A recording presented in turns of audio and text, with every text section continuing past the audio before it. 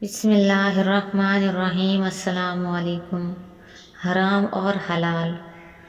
کچھ دن پہلے کسی سے ملاقات ہوئی تو کہنے لگے، میں نے اپنی نوکری کے آغاز میں رشوت لینا شروع کر دیا تھا، لیکن اسی دوران میں نے اپنے سینئرز کی زندگی پر غور کیا۔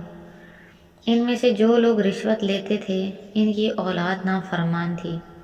یہ خود عیاش تھے اور غلط حرکات میں ملوث تھے، ہر وقت پریشان رہتے تھے، چہرے پر مسکراہٹ مشکل سے آتی تھی۔ جائیدادیں اور گاڑیاں تو خرید لی تھیں، مگر سکون فروخت کر دیا تھا۔ میں نے یہ سب محسوس کیا اور اللہ تعالیٰ سے معافی مانگی اور رشوت سے توبہ کر لی۔ مجھے کچھ عرصہ مشکلات کا سامنا کرنا پڑا، لیکن اس کے بعد میری زندگی میں سکون اور رزق میں برکت عطا ہوئی۔ میں اب ریٹائرڈ ہونے والا ہوں اور بچے فرما بردار ہیں۔ بیٹی اپنے گھر میں خوش ہے، بیٹی کی اچھی آمدنی ہے، سکون ہے، الحمدللہ۔ یہی حقیقت ہے کہ حلال میں برکت ہے۔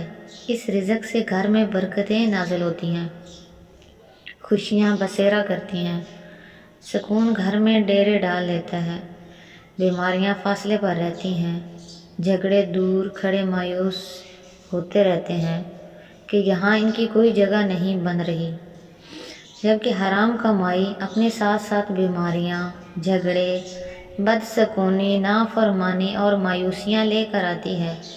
اولاد نافرمان ہو جاتی ہے، ساری زندگی انسان پریشانی اور مسئلوں میں گھرا رہتا ہے، وہ سب کچھ ہونے کے باوجود سکون کے لیے ترستا ہے۔ اسی لیے بزرگ کہتے تھے کہ زیادہ دولت نہیں بلکہ برکتیں مانگی جائیں۔ حلال کا 100 کا نوٹ حرام کے 100 سے بہت زیادہ بڑا ہوتا ہے۔ ہمارے ارد گرد اسی طرح کی کہانیاں اور کردار موجود ہیں، بعض اوقات جن سے عبرت حاصل کرنی چاہیے۔ ہم ان کی ظاہری حالت اور سہولیات دیکھ کر رشک کرنے لگتے ہیں۔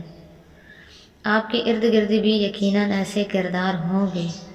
اپنے بچوں کو حلال کا نوالا کھلائیں، ان کی دنیا اور آخرت کے ساتھ ساتھ آپ کی دنیا اور آخرت بھی سنور جائے گی۔